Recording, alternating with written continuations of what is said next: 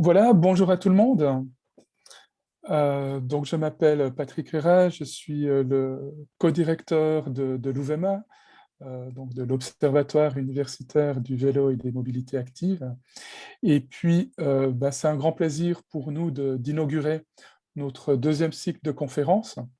Le premier, vous avez peut-être assisté à l'une ou l'autre des présentations, a eu lieu au semestre de printemps. Et puis, on s'était intéressé aux politiques cyclables des villes européennes.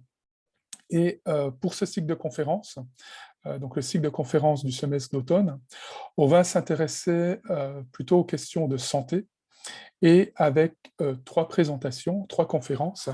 Et puis la première qui a lieu aujourd'hui, où on a le plaisir et l'honneur d'accueillir Boris Gojanovic.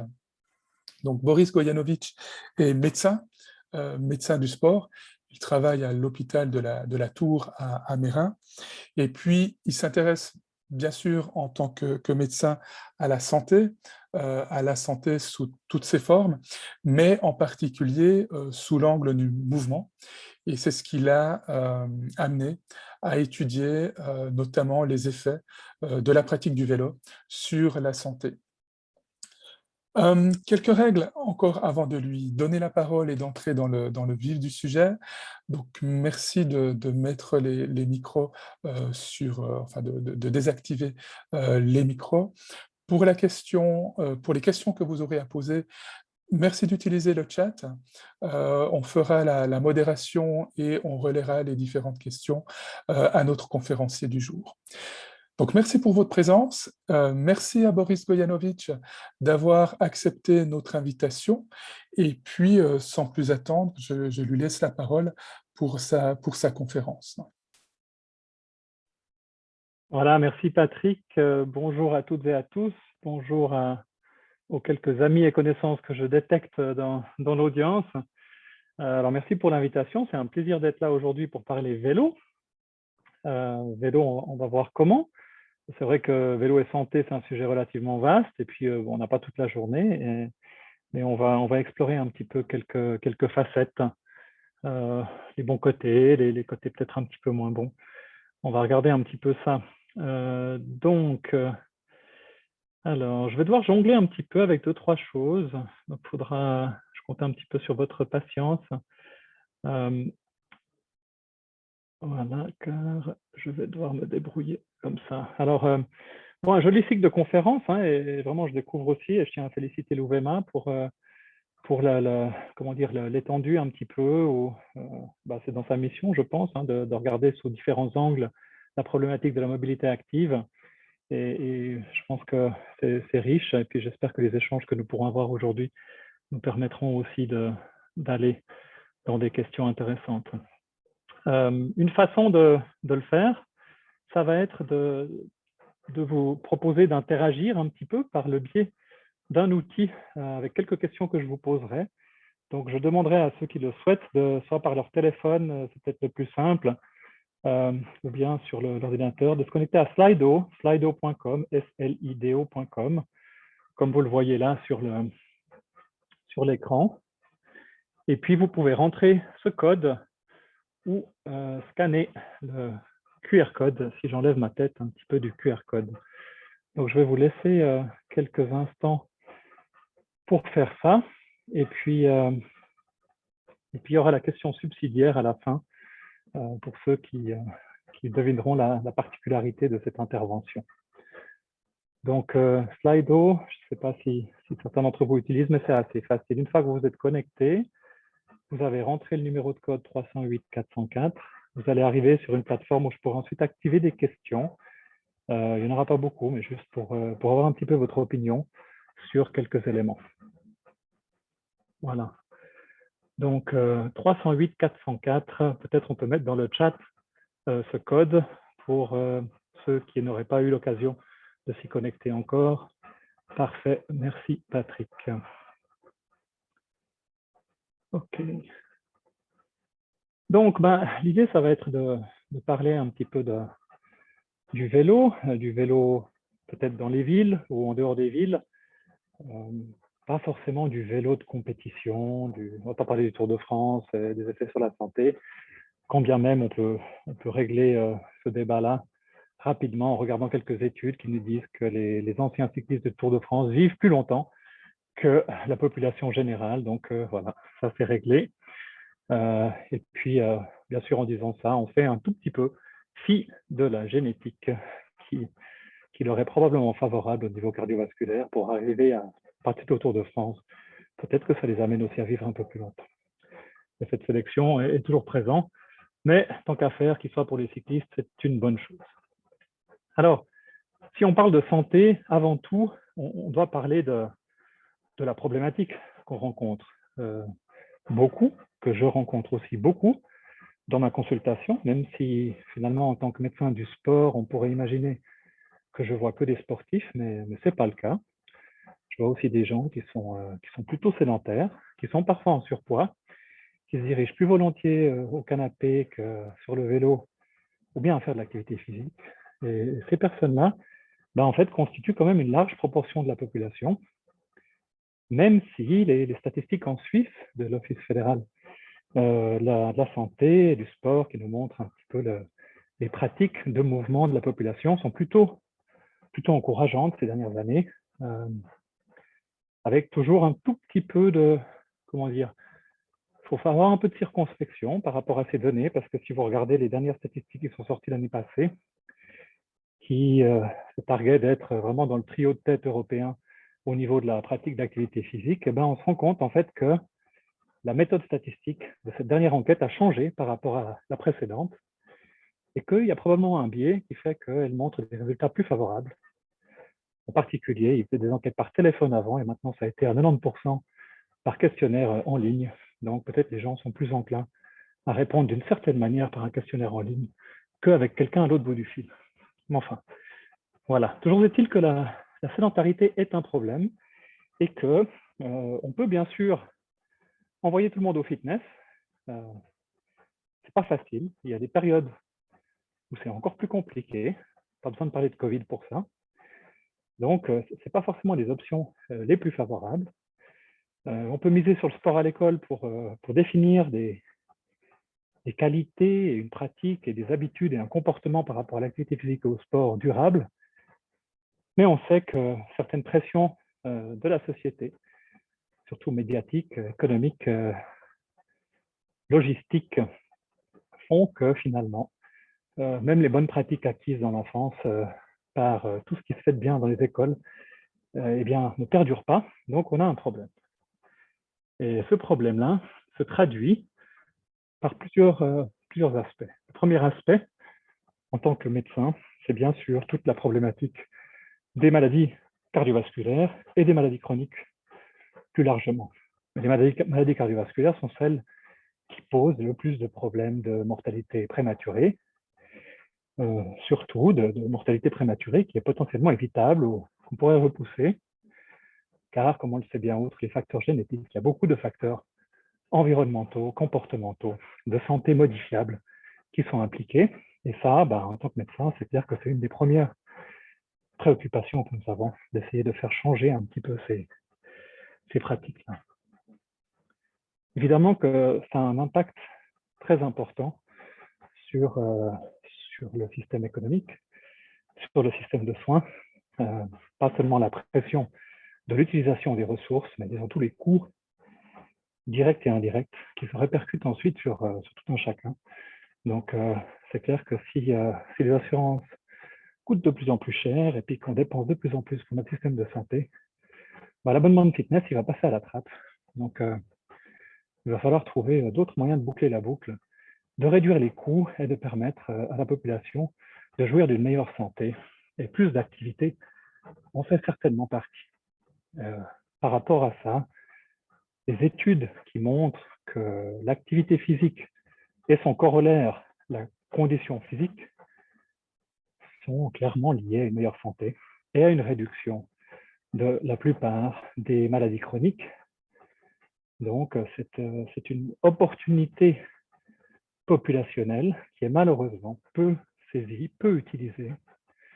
On est toujours étonné, même en 2021, de voir que les personnes qui opèrent ce changement en elles-mêmes, qui passent d'un état peut-être sédentaire, en surpoids, diabétiques ou prédiabétiques et qui se mettent à bouger plus, réalisent petit à petit les bénéfices certains de l'activité physique sur leur santé, leur bien-être, leur capacité fonctionnelle, etc. Donc on a beau le crier partout, mais finalement on se rend compte que c'est plutôt la réalisation personnelle qui va compter une fois qu'on s'y est mis. Ce qui nous amène à une question d'aujourd'hui, finalement le vélo, quel bienfait pour la santé, quels sont les effets pour la santé du vélo? Alors, on va aller regarder, on va prendre une première question, si j'arrive à l'activer. Alors, ici, ça, celui que je veux montrer. Alors, je vais sortir de là. Ça fait partie des manipulations que voilà, je dois faire. Hop. On y arrive là. OK. Donc, vous devriez avoir la première question qui s'affiche, mais qui est aussi affichée sur votre téléphone si vous êtes connecté à Slido. Et je vous questionne donc, est-ce que le faire du vélo améliore ou diminue la condition physique, le risque de maladie cardiovasculaire, donc faire du vélo, hein, le risque de diabète, le cholestérol, les relations entre les pro-vax et les anti-vax. Voilà, donc là on a déjà un début de réponse qui arrive, ça fuse assez vite. Pour la condition physique, tout le monde est d'accord. Le risque de maladie cardiovasculaire, hein, par rapport à ce qu'on a dit, tout le monde est assez d'accord. Puis là, on a déjà une trentaine de personnes qui ont répondu.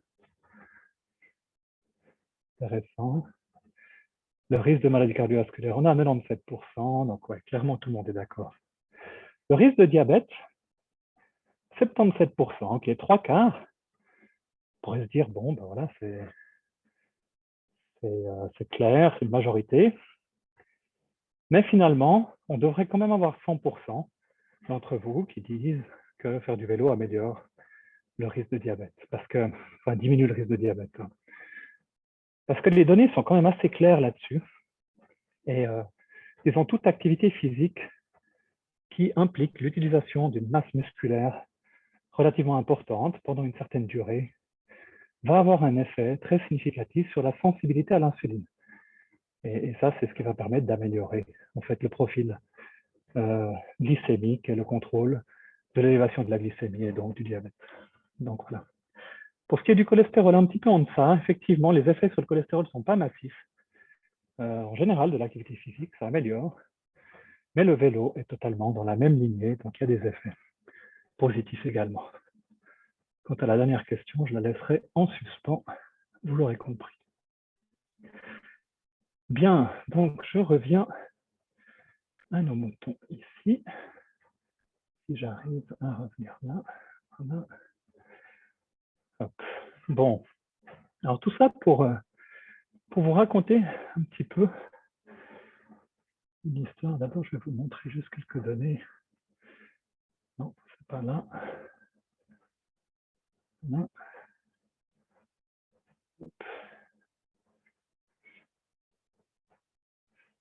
Donc, les études, il y en a pas mal. J'en ai mis quelques-unes ici, qui sont certaines plus anciennes, certaines plus récentes. Vous aurez ces références, elles seront mises à disposition après la conférence. En gros, la réduction de la mortalité globale, mortalité prématurée est de l'ordre de 21%, sur des analyses un peu poolées d'études, des méta-analyses. Et la réduction du risque cardiovasculaire en particulier de 33%. Donc ça, c'est des réductions assez importantes, sans rentrer dans les détails statistiques, mais disons c'est quand même très significatif. Et puis, on a en parallèle des effets bénéfiques qui sont clairs sur la condition physique, le surpoids, la tolérance au glucose, comme je le disais, et les taux de lipides. Donc je vous invite à explorer un petit peu ces études. Alors après, il y a une autre question qui va venir, qui est celle du vélo électrique. Et le vélo électrique qui jouit de différents types de réputation. Quel est finalement le rôle du vélo électrique dans cette discussion-là. Alors, je vais vous emmener faire une petite balade. Et on va remonter à 2009, je crois, où j'aimais bien faire du vélo à l'époque, encore maintenant. Et j'étais à Lausanne, à la fin d'un tour à vélo, j'allais rentrer sur les hauteurs de Lausanne, sur une avenue en pente. Et puis, comme tout bon cycliste, en vélo de course à l'époque, en tenue de cycliste, etc., comme tout bon cycliste qui se respecte, ben, je voyais un vélo un peu plus haut sur l'avenue. Je me suis dit, bah, je vais le rattraper. Et ce vélo avait l'air d'aller à une allure très, très paisible, sans trop d'efforts. Je me suis dit, voilà, on va mettre quelques coups de pédale et puis tu auras le rattraper, l'ego étant ainsi fait. En tout cas en 2009, on va dire. Et je me suis mis à pédaler. Et je n'arrivais pas à rattraper ce vélo qui n'avait pas l'air d'aller très vite. Et finalement, arrivé à un feu tout en haut, je rattrape enfin le vélo pour me retrouver à côté d'une personne non transpirante, dans une tenue finalement élégante, et qui ne portait pas de casque à l'époque, et qui me fait un grand sourire. Et puis voilà. Donc, je me suis posé la question à ce moment-là, mais finalement, qu'est-ce qui se passe pour cette personne qui fait du vélo? Est-ce qu'elle triche? Est-ce que c'est vraiment, c'est pas une activité physique parce qu'elle avait l'air vraiment tranquille, elle n'avait pas l'air tellement sportive, elle avait l'air à l'aise, donc peut-être que c'était finalement pas quelque chose d'actif pour elle. D'où est née alors finalement cette idée de faire une étude sur le sujet. Et j'ai eu la chance de rencontrer Joris Welker à l'époque, qui était étudiant en médecine et qui souhaitait faire son travail de master. Et je lui ai proposé cette étude. Je lui ai dit, écoute, on va regarder finalement ces vélos électriques. Est-ce que ça participe à une consommation d'énergie, à une activité physique ou pas? Donc, vous aurez l'article en référence également, que nous avions pu publier à la suite de cette étude. Qu'est-ce qu'on a fait? On a pris 18 personnes qui étaient sédentaires, qui ne faisaient pas d'activité physique régulière, des âges jeunes, variés, moyenne de 35 ans. Et puis, on leur a fait un test d'effort sur un vélo pour savoir un peu quelle était leur condition physique au départ. Et ensuite, on a fait un parcours à vélo, soit à marcher depuis la gare de Lausanne jusqu'au CHU, c'est là-bas où j'étais, soit à vélo électrique avec assistance basse, assistance haute, ou un vélo normal. Et on a pris le parcours qu'on voit sur la carte ici, depuis Paudet jusqu'au CHU, dans l'idée de faire environ 5 km avec un dénivelé relativement constant. Ce n'est pas toujours régulièrement la même pente à Lausanne, comme vous le savez, mais là, disons, c'était assez gérable, il n'y avait pas de grosses côtes. Et l'idée était de voir comment est-ce que ça allait pour ces personnes avec ces différentes modalités. Donc, on arrive à ma deuxième question pour vous.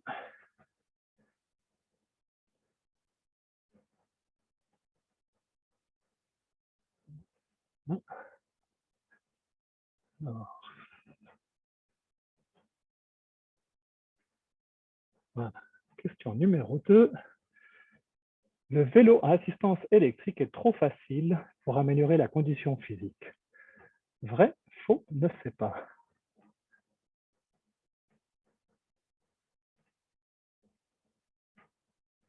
Pour améliorer la condition physique, ça veut dire vous vous mettez à faire du vélo électrique et vous allez améliorer vos capacités de condition physique. On va parler de peut-être la VO2 max, la puissance qu'on a dans les jambes, etc. En faisant cette activité que cette personne en haut de cette montée lausannoise semblait pouvoir faire sans aucune difficulté, sans aucun essoufflement. Contrairement à d'autres qui parlent devant leur ordinateur.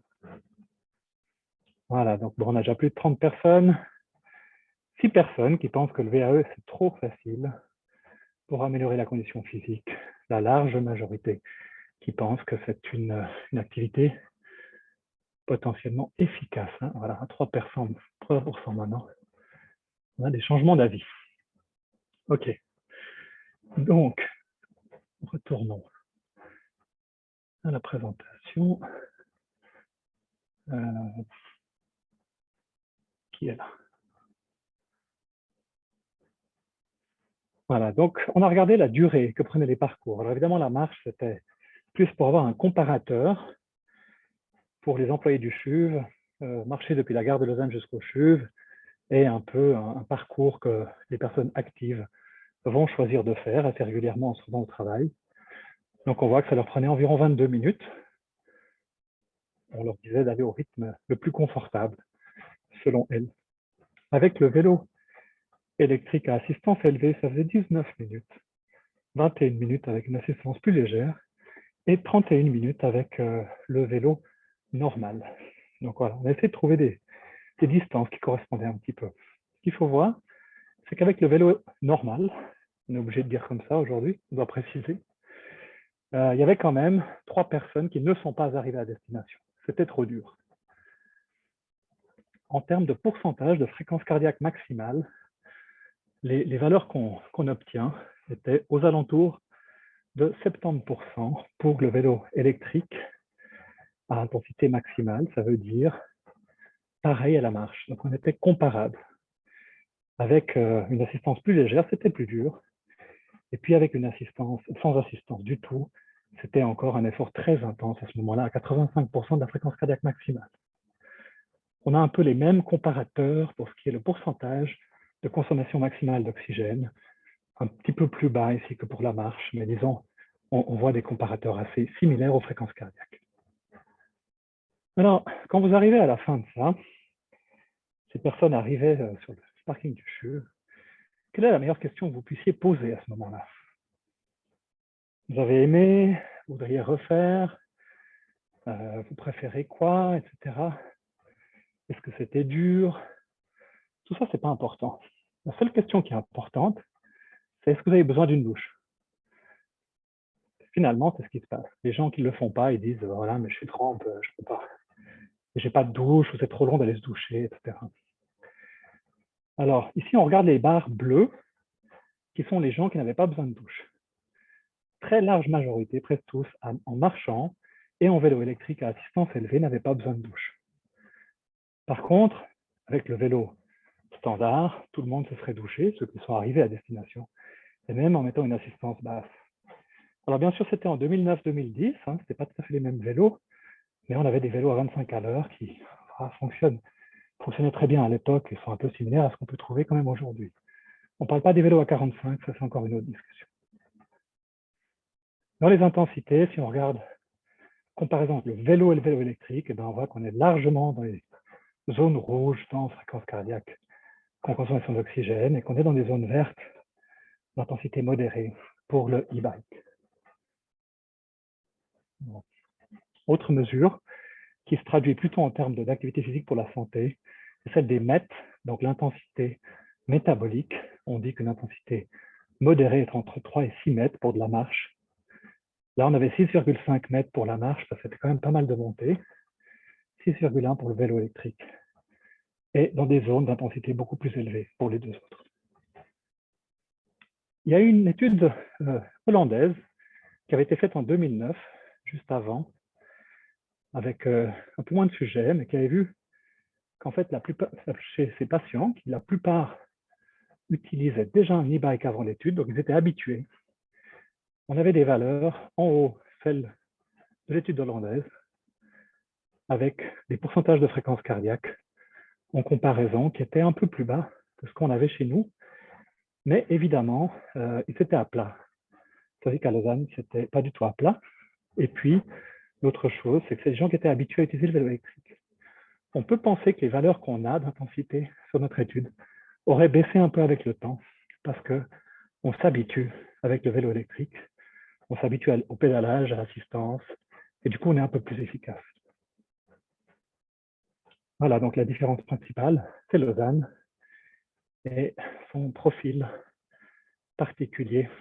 Mais voilà, en tant que Lausannois, même si je vous parle depuis mes reins, ça reste la ville que je préfère parcourir, y compris à vélo. Et pour ceux qui l'auraient reconnu, ça, c'est le profil du parcours des 20 km de Lausanne. Dans les suites de ça, on a pu développer un programme de mobilité douce au CHUV avec un encouragement au vélo électrique, avec des démonstrations. Vous voyez là, c'était en mai 2010, et puis le tout en prélude à Bike to Work, avec des incitatifs en collaboration avec les sociétés, les associations locales, et puis les commerçants de vélos électriques. Les gens ont pu tester. Et puis, on a eu passablement de personnes qui se sont dit, on va essayer. On connaît la suite de l'histoire qui voit quand même une pratique du vélo électrique très, très répandue. Joris Belker a pu synthétiser aussi tout ça dans un article de la revue médicale suisse, en mettant en comparaison différents types d'activités par rapport aux autres activités physiques et sportives, pour voir que finalement le vélo électrique, soit à plat, soit en montée, se trouve dans une très bonne zone d'activité modérée à vigoureuse, avec des effets positifs pour la santé.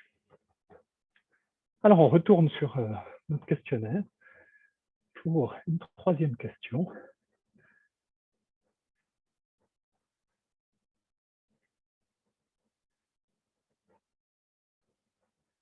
Donc, on parle de ces vélos électriques. Maintenant, en 2020, quel est le rapport de e-bike sur vélo vendu en 2020 en Suisse?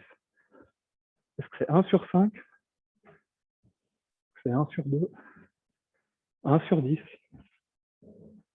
1 sur 1,5? Je pars de l'idée que j'ai un public de connaisseurs de la thématique, donc on devrait se rapprocher des valeurs connues pour 2020. C'est vrai qu'elles ont été passablement commentées dans les médias aussi, donc on a beaucoup entendu ces chiffres-là qui nous disaient que c'est pas un demi, mais c'est un tiers de vélos. C'est cette valeur, un tiers de vélos électriques vendus, enfin 1 pour 2. Alors, on revient là.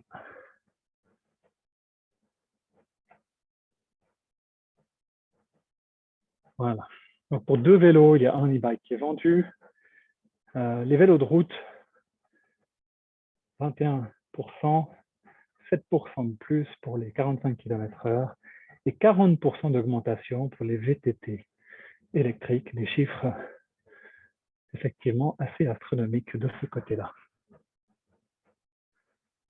Si on regarde l'évolution depuis 2005, en bleu foncé, vous avez les ventes de vélos classiques, et puis graduellement, vous voyez apparaître les chiffres des vélos électriques. À partir de 2009, quand nous avons publié cette étude, la population a démarré largement sur l'achat de vélos électriques. Et à savoir est-ce que c'est réjouissant ou pas, il y a eu un recul évidemment de la vente de vélos normaux, donc peut-être un transfert, effectivement.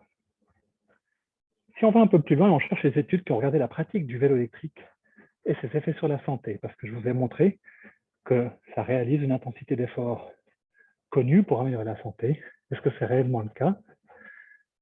Alors, 6 semaines chez des sédentaires, utilisation du vélo 4 fois par semaine, 10% d'amélioration de leur capacité de puissance sur un test d'effort. Donc, ils ont amélioré de 10% leur performance. Une autre étude pendant 4 semaines chez des sédentaires, ils ont fait 40 minutes par semaine, 3 fois par semaine, 15% d'amélioration de la puissance, 10% d'amélioration de la capacité maximale d'oxygénation, donc la VO2 max, 10% d'amélioration de sensibilité à l'insuline. Une autre étude de 8 semaines chez des personnes plus âgées, cette fois-ci de plus de 60 ans, montrait une amélioration des fonctions cognitives et de la santé mentale. Voilà, des études assez récentes et des données assez intéressantes. Une très bonne étude faite à Bâle par le groupe de Arnaud Schmidt-Truxès a montré que pendant 4 semaines, en comparatif vélo électrique versus vélo normal, chez des sédentaires en surpoids, eh bien en fait, ils étaient assez libres de faire. Ils parcouraient les mêmes kilomètres, mais étonnamment, l'amélioration de la VO2 max était plus élevée chez ceux qui faisaient du vélo électrique pour une amélioration de la puissance pareille. Alors c'est des faibles différences. En gros, il faut comparer ça en disant que les deux ont fonctionné et que probablement sur le vélo électrique, eh bien, ils poussaient suffisamment pour générer des adaptations musculaires et cardiovasculaires. Et quand on regarde des analyses un peu plus systématiques, on conclut également qu'il y a des effets positifs de l'usage du VAE sur le temps passé en activité physique, l'intensité modérée à intense, et sur la condition physique. Voilà, ça se répète. Mais pour arriver finalement, avec une dernière étude ici, à une espèce d'entorse à la logique. Vous avez ici les colonnes gris claires qui sont la pratique du vélo à assistance électrique et en noir, le vélo normal. Alors, les gens qui faisaient du vélo électrique sur une étude de plusieurs semaines, en fait, faisaient plus de minutes à faire du vélo. Autrement dit, ils trouvaient peut-être que ça leur convenait mieux et s'aventuraient plus souvent ou plus longtemps dans le trafic.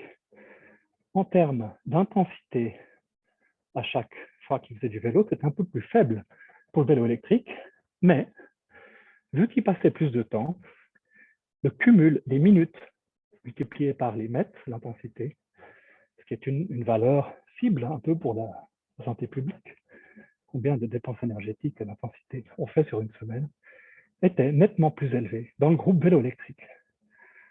Autrement dit, parfois, pas parce que c'est plus facile qu'on va moins en bénéficier. Potentiellement, l'effet est inverse. Bien, alors regardons un peu dans quelques minutes qui nous reste des effets plus sombres de l'histoire, des accidents, qui sont quand même largement commentés, avec finalement des chiffres, bon, il n'y en a pas énormément, mais comme toute statistique d'accidentologie, il nous manque des données, mais les points clés qu'on peut retenir dans différentes études et dans les chiffres qu'on a aussi chez nous, c'est que premièrement, la connaissance du trafic est un facteur clé dans la prévention des accidents. Ça paraît un peu une lapalissade, tellement c'est évident. Il faut savoir où on s'aventure. En gros, il faut avoir un permis de conduire quand on va sur la route. Quoique, pour avoir un vélo électrique, on n'a pas vraiment besoin d'un permis de conduire. Un vélo non plus, vous me direz. Les traumatismes crâniens sont plus fréquents et sévères chez les cyclistes sur un e-bike. La question du port du casque doit être revisitée. Bien sûr, il est obligatoire pour les 45 km/h, mais pas pour les autres. Il y a des personnes plus âgées à vélo qu'avant.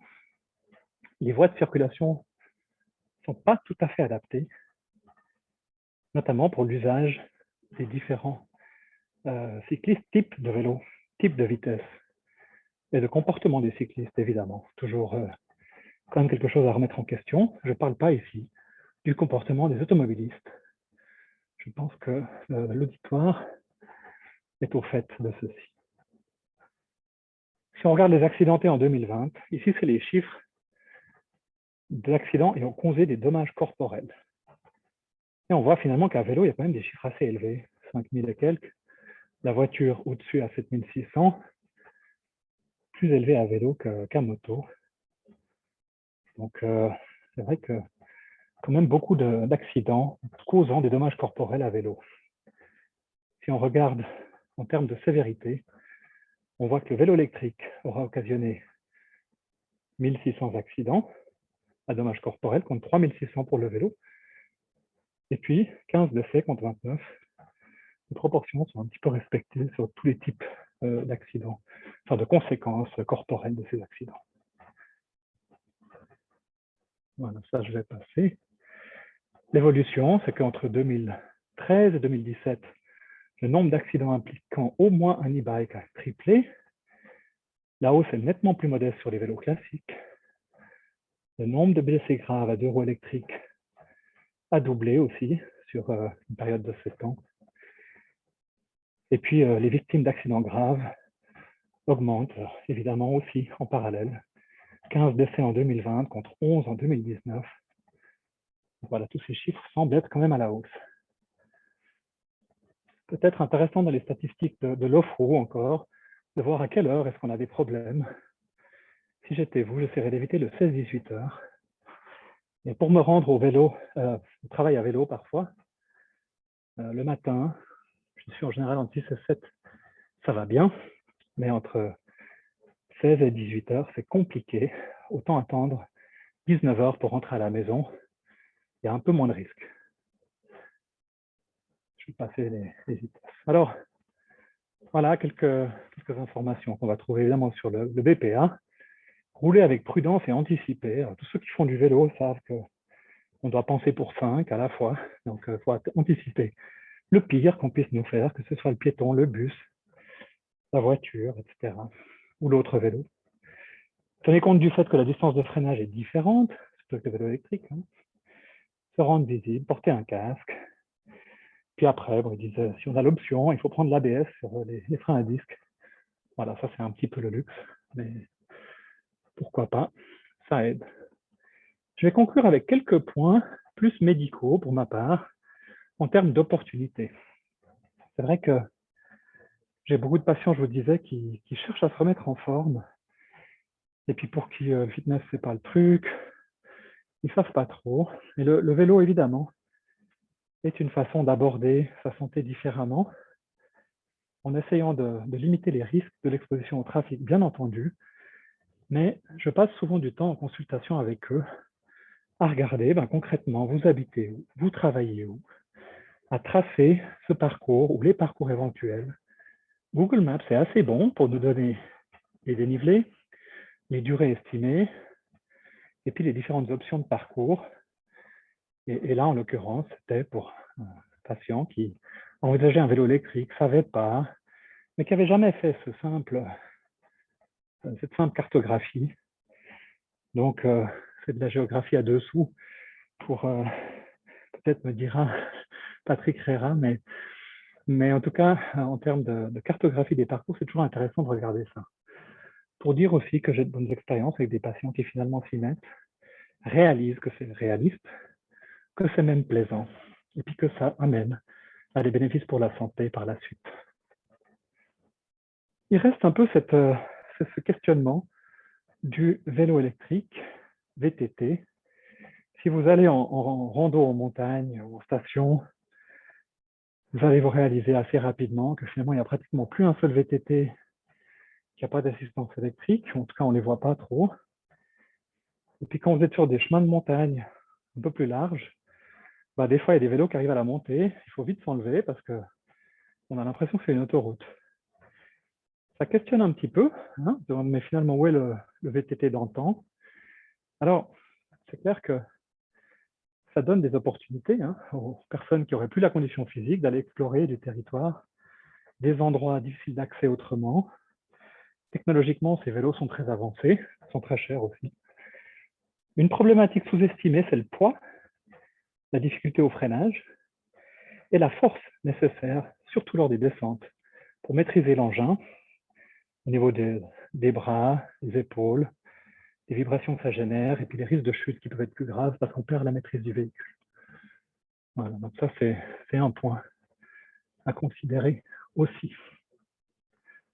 Donc, je vais arriver gentiment sur la fin pour rappeler aussi que finalement, ça peut se faire à tout âge, que Robert Marchand m'a montré à un âge assez avancé qu'on peut continuer à pédaler avec plaisir et performance, qu'on peut rêver, de voir des pistes voiturables à côté des vélos un jour. Pourquoi pas?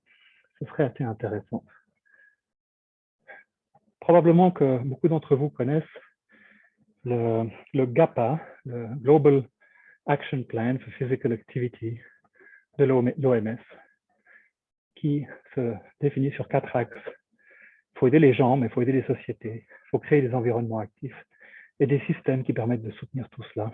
Donc ça, c'est important à ne jamais oublier, d'élargir le débat par rapport à tout cela. Un petit clin d'œil au label Global Active City, développé par des gens de chez nous, en lien avec beaucoup d'organisations internationales, dont le CIO, et qui commence à labelliser des villes sur les bienfaits du mouvement et sur toutes les infrastructures qui permettent de le faire. Alors en conclusion, je dirais que le VAE, c'est pas tricher, c'est pas un gadget écolo, c'est un moyen de transport actif bon pour la santé, qui mérite vraiment qu'on s'en occupe. Et pour ma part, j'ai toujours du plaisir à le partager en famille, dans la nature, mais aussi des fois sur un vélo stationnaire pendant une conférence. Je me réjouis d'avoir vos questions.